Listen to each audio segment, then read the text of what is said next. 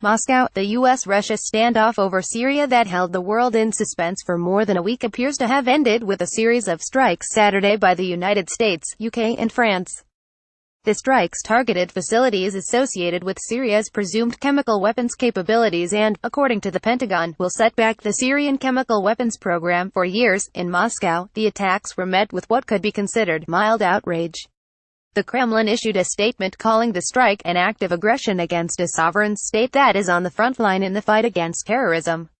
It said, "The current escalation around Syria is destructive for the entire system of international relations." The Russian Foreign Ministry used stronger language, saying the airstrike was designed to intimidate and was taken under an absolutely contrived pretext. The attack, it said, signaled that the United States and its allies want to give radicals and extremists a chance to catch their breath and restore their ranks in order to prolong bloodshed on the Syrian territory and thus hinder political settlement. Late that day, Russian President Vladimir Putin spoke by phone with President Recep Tayyip Erdogan of Turkey to discuss the strikes. Turkey's public statement, released shortly after the attacks, welcomed the US-led operation, calling it an appropriate response to the chemical attack which caused the deaths of many civilians in Douma. According to the Kremlin, Putin and Erdogan agreed in their phone conversation that cooperation aimed at the actual advancement of a political settlement in Syria must be ramped up. The next day, according to the Kremlin, President Hassan Rouhani of Iran called Putin to express solidarity in assessing the strikes as illegitimate action that has seriously damaged the prospects for a political settlement in Syria. The Russian president stressed, if such actions continue in violation of the UN Charter, this will inevitably lead to chaos in international relations. These conversations indicate that Turkey, a NATO ally of the Western countries, is the weakest link in the peace process chain in the recurring negotiations in Astana, Kazakhstan, at least when it comes to forging an objective position on Syrian President Bashar al-Assad. The next day, Russia called for an emergency UN Security Council meeting to present its draft resolution, which would have condemned the aggression against the Syrian Arab Republic by the US and its allies in violation of international law and the UN Charter.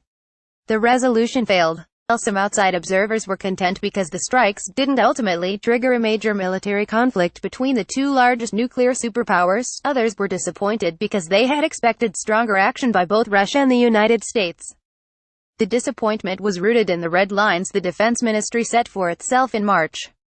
In case lives of Russian servicemen stationed in Syria are threatened, the Russian military will take retaliatory measures on both the missiles and launchers used, the chief of Russia's General Staff, Gen.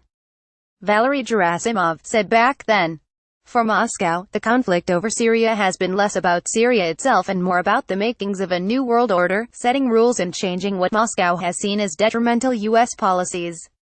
For Washington, at least as seen by Russia, it was important to demonstrate that its superiority remains unrivaled.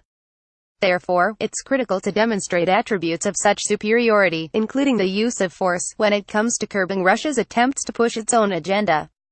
The argument that the use of force on Syria was triggered exclusively by Assad's chemical weapons attack falls on deaf ears in Moscow. Nothing changes Russia's belief that the alleged attacks were deliberately and cynically staged. Russia's decision not to strike back was influenced by U.S. President Donald Trump's clear lack of interest in a hardcore military confrontation. Russia presumed the United States wasn't seeking a dramatic change in the state of affairs on the ground. Hence the view in Moscow is that both Russia and the United States are interested in de-escalation. Despite the rhetoric, Russia lags behind the United States in conventional arms, and probably in conventional warfare. Yet the United States can't think of Russia only in these terms, given the other means Moscow has at its disposal, and its potential willingness to use them if it's backed into a corner and feels strategic desperation. Even without resorting to direct confrontation using non-conventional weapons, Russia can turn to cyber warfare to jam U.S. drones, throw cruise missiles off course and accomplish any number of disabling attacks. Days before the Syria attack, Russia conveyed, through information campaigns, military posturing and back-channel communications, its very real intentions to deal with the situation in different scenarios, depending on what action the United States would take. The idea to move troops and ammunition from areas of potential U.S. strikes was part of this intent on the Russian side. So was the decision to put the entire Russian military, including forces based in Syria, on high operational alert, but to make sure it didn't respond to U.S. strikes. The approaches taken by both parties were, arguably, the most acceptable of all possible options. The strikes helped Russia and the United States save face, and Moscow saw them as a reasonable compromise by the Trump administration. The Russian Defense Ministry claimed that Syrian air defense systems, thanks to the excellent training by Russian specialists, intercepted 71 out of a total 103 cruise missiles launched. The Pentagon provided a different account, saying, "None of our aircraft or missiles involved in this operation were successfully engaged by Syrian air defenses. Since it appears no Russian servicemen were hit by the strikes, Moscow didn't have to deliver on its red-line statements." Russia's most significant response, however, will be to supply Syria with S-300 long-range surface-to-air missile systems. Although the American and Russian militaries probably have a lot to study now, their divergent narratives are largely meant to serve both stated and hidden political purposes. What matters more from a political perspective is, the incident showed that the parties are still able to maintain a sense of self-preservation when driven to the edge of a direct military clash. Each party credits itself for de-escalation. Moscow believes this was in large part made possible due to its own posture. The United States and allies, for their part, launched a much smaller attack than they could have. They most likely gave the Russians enough of a heads-up so Moscow could ensure that everything and everyone that needed to be saved from the attacks were evacuated and relocated. As paradoxical as it may sound, both sides did their part to de-escalate and minimize repercussions. And each claims to have come out on top. So now that Moscow and Washington are seemingly content with how it all went, the task is to ensure that each side's victory dance doesn't polarize the situation and result in a new escalation.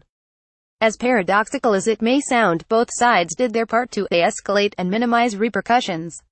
The result of the strikes might be mission accomplished, as Trump proclaimed. But the strikes in no way settle most of the burning issues on the U.S.-Russia bilateral agenda in Syria. Many in Moscow believe Western allies have not ruled out further attacks, despite claims to the contrary. That belief is based on Russia's claim that since the Doma chemical attacks were staged, not real, it wouldn't take long for another make-believe provocation to arise if there's a political need. What may make the situation different is that each strike is likely to be bigger in scope and harder to de-escalate by the same playbook. Besides, the United States and allied Kurdish forces still control large parts of the territory and show no signs of yielding ground. This means risks remain for a direct military clash between Russia and the United States. On a positive note, embraced by some Russian experts and decision-makers, this state of affairs may actually open new opportunities for a détente on Syria. Moscow believes the United States took action in part to get back in the game of a political settlement in Syria on its own terms. The initiative seemed to have been snatched by the Astana trio of Russia, Turkey and Iran. Trump doesn't seek a long-term presence in the country, but can't afford leaving it as is. The United States seeks to employ diplomatic tools now that its position supposedly looks stronger. Despite the harsh rhetoric, Moscow doesn't shy away from such discussions, though few believe they would produce anything substantial. Commenting on the new UN Security Council draft resolution submitted by the United States, the UK and France, Russian Deputy Foreign Minister Sergei Ryabkov said Moscow will critically study the document. It will be hard to reach a reasonable compromise on this issue. We have well-known red lines. Probably the Western group also has its own irrevocable red lines. Yet, we are not excluding anything beforehand. If there are some reasonable elements, we'll be working on them, he concluded. Sooner or later our American colleagues will have to make agreements with us, said Vladimir Yermakov, the director of the Non-Proliferation and Arms Control Department at the Russian Foreign Ministry. It would be more useful for them to do it sooner rather than later, since the military technical weight of the U.S. in the global distribution of forces is on a steady decrease. It may take a few other crises for Moscow and Washington to get on the path to a more constructive engagement. For now, however, the United States is having second thoughts about its previously announced decision to impose new economic sanctions on Russia over its support for Assad.